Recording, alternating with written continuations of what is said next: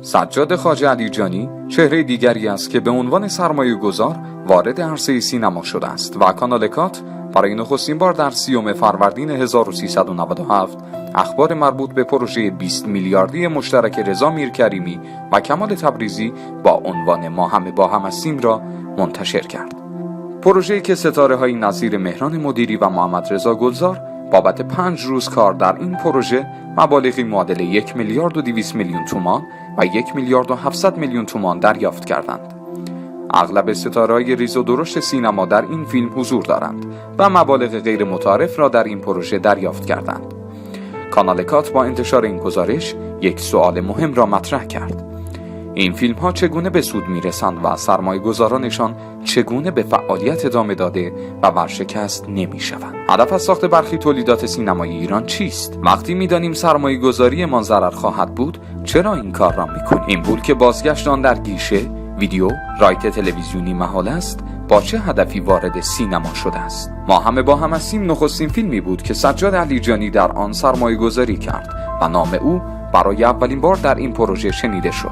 بحث‌ها در مورد حضور علیجانی در سینما بالا گرفت و همزمان با برگزاری جشنواره فیلم فجر در سال 1398 حسین لامعی سردبیر و مجری برنامه اینترنتی کات در کانالش نوشت: روزهای گذشته در کانال سینمایی کات در مورد سجاد علیجانی میلیاردر تازه وارد به سینمای ایران مطالبی نوشتیم.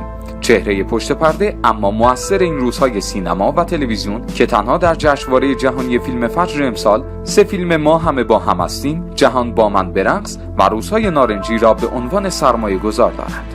او همچنین اسپانسر برنامه برنده باش با اجرای محمد رضا گلزار بوده و در جشنواره ملی فیلم فجر هم با سامانه تیک به عنوان اسپانسر حضور داشته و در اکران عید امسال هم در فیلم رحمان 1400 مشارکت داشت. همچنین گفته می شود اسپانسر جشنواره جهانی فجر که رضا میرکریمی از آوردن نامش خودداری کرده اوست. حال ویدیویی منتشر شده مبنی بر آنکه علیجانی در افتتاحیه فیلم جهان با من برقص ساخته سروش صحت در جشنواره جهانی فجر و پردیس سینمایی چارسو در کنار سلبریتی ها و منتقدان سینما حضور دارد. جهان با من برقص از تولیدات سینمایی خود اوست.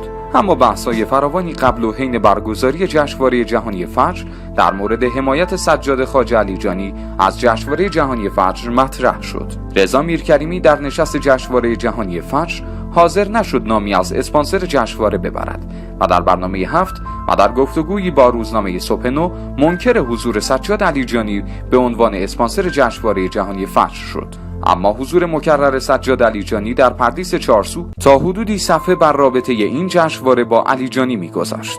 رضا میرکریمی در گفتگو با صبح نو توپ همکاری با سجاد علیجانی را در زمین ابراهیم داروغزاده انداخت.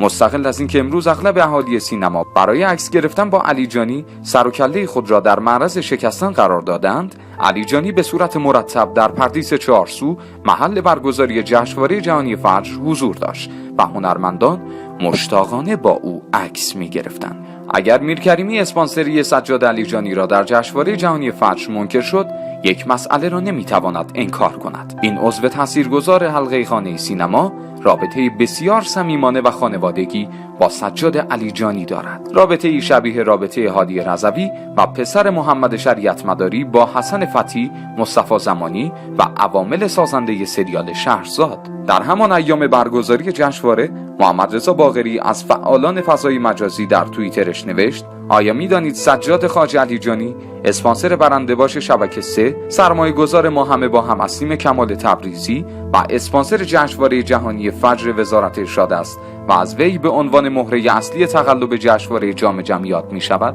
رضا میرکریمی دبیر جشنواره فیلم فجر این مطلب را تکذیب کرده، اما باقری در توییت دیگری نوشت: آقای میرکریمی گفتند علیجانی اسپانسر جشنواره ملی فجر بوده، اما همراه اول تنها اسپانسر رسمی جشنواره بوده. حرف ایشان یا غلط است یا دقیق نیست. باید توضیح بیشتر بدهند و مدرک منتشر کنند، وگرنه قابل اعتنا نیست. نادره فوتورچی روزنامه‌نگار نیز در توییتی نوشت: جشنواره فجر اصلا چرا باید اسپانسر داشته باشد؟ یعنی حکومت جمهوری اسلامی بودجه برگزاری جشنواره‌ای که اون رو ویترین فرهنگیش در عرصه بین‌المللی میداند ندارد و باید سجاد و باباش دار و نداره مغازه نصب ویندوزشون رو بیارن وسط؟ رضا میرکریمی نه تنها با سجاد علیجانی رابطه صمیمانه دارد، بلکه خانواده میرکریمی و علیجانی با یکدیگر رابطه بسیار خوبی دارند. حالا سوالی که مطرح است این است که اولین کسی که در سینما با این سجاد علیجانی در فیلم ما همه با هم هستیم همکاری کرده رضا میرکریمی است. آیا رضا میرکریمی به این جوان تازه وارد گفته است این مبلغ 20 میلیاردی که در اختیار او به عنوان تهیه کننده گذاشته است بازگشت مالی در گیشه نخواهد داشت؟ اگر 20 میلیارد در یک فیلم سرمایه گذاری شود، این فیلم باید 60 میلیارد تومان در گیشه فروش داشته باشد تا سرمایه اولیه خود را بازگرداند. به این ترتیب چون این محاسباتی و حضور سجاد علیجانی در سینما زمینه ای را فراهم کرده است که اهالی سینما بیشتر در مورد او کنجکاو باشند. روزنامه شهروند در مورد این تازه وارد سینما می نویسد علیجانی تا سال 89 یک مغازه تجهیزات کامپیوتری در نارمک داشته و با فعالیت حیرت انگیز در زمینه بیت کوین به این سرمایه و دارایی رسیده است. در همین ارتباط نادر فتورچی که بنیانگذار کمپین نه به شهرزاد است، در نخستین ورود خود به موضوع سجاد علیجانی در توییتی نوشت: آیا کسی میتواند به من توضیح دهد که این فرد که در سال 89 با پدرش در نارمک یک مغازه تجهیزات کامپیوتری و نصب ویندوز داشته، چگونه در کمتر از 10 سال به ثروتی رسیده که سرمایه گذار مسابقه برنده باش و جشنواره فیلم فجر و 3 فیلم سینمایی شود؟ وقتی که عکسای محیطی سجاد علیجانی و حضور مکرر او در جشنواره جهانی فجر منتشر شد، فتورچی نوشت: کاش برادر آقای محمد مالجو، نظریه پرداز اقتصاد سیاسی و داماد صادق خلخالی بتواند به ما در فهم راز موفقیت آقا سجاد کمک کند. مؤسس کمپین نه به شهرزاد در ادامه افشاگری‌هایش در مورد سجاد علیجانی عکس احضاریه سجاد علیجانی منتشر شده در جراید را منتشر کرد و نوشت: داستان درد دل مالباختگان در این فروم چیست؟ داستان این شکایت چیست؟ چرا یکی از حامیان بزرگ رویدادهای علمی و فرهنگی ما پرونده کلاهبرداری دارد؟ چندی قبل یک سایت اینترنتی به نام وبآموز با بررسی فعالیت‌های سجاد نوشته بود: بیش از 1 سال است که در حال رصد شبکه پرداخت ایران و درگاه‌هایی هستیم که به شبکه قمار و پولشویی داده شده و تیم بست سعی در منتشر کردن آنها در ویدیو دارد. درگاه پرداخت به قابلیتی گفته می شود که شبکه بانکی از طریق شرکت‌های واسط PSP به کسب و کارها ارائه می کند و طبق آن مشتری کسب و کار می تواند تا سقف نامحدود اقدام به خرید کالا یا خدمات نماید. بیش از 1 سال است که در حال رصد شبکه پرداخت ایران و درگاه‌هایی هستیم که به شبکه قمار و پولشویی داده شده. یکی از افرادی که به شدت در تور رصد ما گرفتار شد همین سجاد خواجه علیجانی بود. تصویر مربوط به درگاه سایت قمار takbet.com بر روی شرکت آسان پرداخت. همین اسکریپت بر روی دامنه takpal.net و بسیاری دامنه دیگر قرار گرفته و این متخلفین از این اسکریپت برای دادن درگاه واسط به سایت ها استفاده می کردن. بارها قبلا در رابطه با سیستم فشل ارائه درگاه شبکه پرداخت شاپرک و همچنین سیستم فشل ارائه گواهینامه این ماد در کانال تلگرام صحبت کردیم و نمونه های زیادی رو دیدیم. این کلاهبرداران برای دریافت این ماد که لازمه دریافت درگاه بانکی است اقدام به تأسیس فروشگاه‌های جعلی می‌کنند و پس از دریافت این ماد برای این سایت‌ها مجوز درگاه بانکی می‌گیرند و آن را به سایت قمار متصل می‌کنند. diginews.com که همین الان هنوز فعال است. این سایت بر روی سروری قرار گرفته که دیگر دامنه‌های میزبانی شده بر روی همین آدرس IP قرار دارند. بقیه دامنه‌ها همان گونه که مشاهده می‌کنید همه با هدف ارائه درگاه قمار طراحی شدند. شاید قدیمی ترین روش دزدی سجاد خواجه علیجانی راه اندازی سایت های پاپ آپ و سوء استفاده با فروش محصولات جنسی و یا حتی پرداخت نکردن پول مدیران سایت ها بوده. هنوز میشه رد پای برخی از این تبلیغ ها رو بر روی یکی از قدیمی ترین دامنه های ثبت شده پیدا کرد. مرداد 94 دبیر وقت کارگروه تعیین مصادیق محتوای مجرمانه دکتر خرم آبادی خبر از برخورد با این سایت ها رو داد. ولی چرا هیچ وقت کسی جلوی کلاهبرداری سجاد خواجه علیجانی رو نتونست بگیره و هر روز بیشتر رشد کرد؟ همزمان سجاد در تلگرام هم با راه اندازی تبلیغات گسترده به شدت فعال و بخش عمده‌ای از تبلیغات از جمله قمار رو به عهده داره. اینجا آیدی تلگرامش رو معرفی کرده. پس از شروع به طرح موضوع فعالیت تبلیغاتی سایت‌های قمار در تلگرام، گروهی از عوامل مجرم شروع به تخریب کانال بست و کانال وبآموز کردند. جالب است که سجاد یکی از اصلی ترین این افراد بوده. در تصویر با اسم ادمین دیده میشه که سعی دارن تا کانال وبآموز رو که فعال در حوزه معرفی این گونه کلاهبرداری ها هستند با ریپورت مسدود کنن. در انتها قطعا سجاد خواجه علیجانی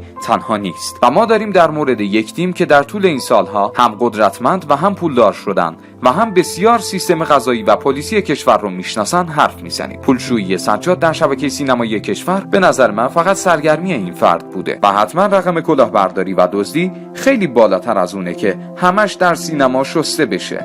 توجه کنید با آگهی منتشر شده در روزنامه و تاریخان که در حالی که دستگاه قضایی محل زندگی سجاد رو نمیدونه، همزمان با سلبریتی ها در تولید فیلمه. از نظر تخصصی بیش از دزدانی چون سجاد علیجانی، محسن قادری ها و مدیران شبکه پرداخت و شرکت های PSP دچار ضعف و فساد هستند. متاسفانه هیچ وقت هیچ نهاد نظارتی دستش به اطلاعات فاسد شبکه پرداخت کشور نرسید. فوتورچی در یک توییت جالب خطاب به علیجانی می‌نویسد: دست جمعی باید ازش خواهش کنیم سمینار موفقیت بگذارد. بیل گیتس که خالق ویندوز هم نتوانست ظرف 10 سال به اندازه این نصاب ویندوز پول در بیاورد. نکته‌ای که در مورد جریان پول‌های مشکوک در سینما بسیار قابل تأمل به نظر می‌رسد این است که افرادی نظیر هادی رضوی و محمد امامی به عنوان قربانی می‌آیند و می‌روند، اما افرادی که با آنان همکاری می‌کنند مثل حسن فتحی، مانی حقیقی، ترانه علی دوستی، مهناز افشار، حمید فرخ نژاد، امیر جعفری،